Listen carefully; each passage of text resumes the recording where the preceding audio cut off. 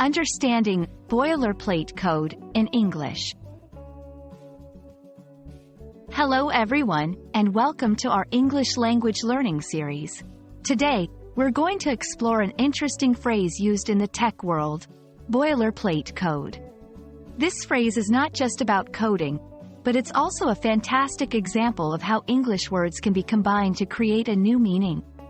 So, let's dive in and understand what boilerplate code means and how it's used in everyday language. The term boilerplate originally comes from the printing industry. In the late 19th century, boilerplate referred to the steel used for printing newspapers. This steel had standard, reusable content, which was easy to mass produce. Over time, boilerplate evolved to mean any text that can be reused in new contexts without much change. It's like a template. In the world of programming, boilerplate code refers to sections of code that are repeated in multiple places with little to no variation. It's like a template for coders.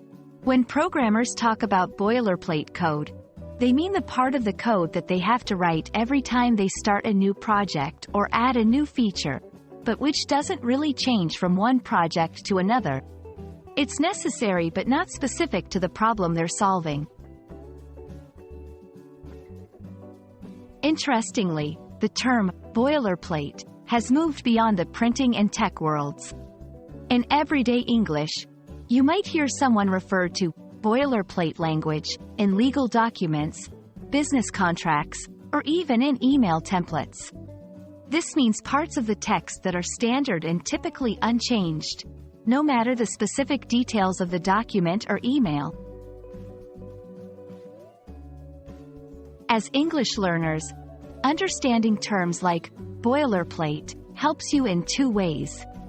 First, it's a great example of how English evolves and adapts terms from specific fields for general use. Second, if you're interested in technology, law, or business, knowing what boilerplate means in these contexts is very practical.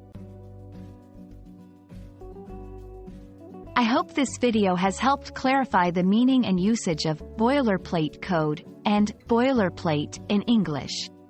Remember, language is like a living organism, always growing and adapting to new contexts. Stay curious and keep exploring the fascinating world of English. See you in our next video.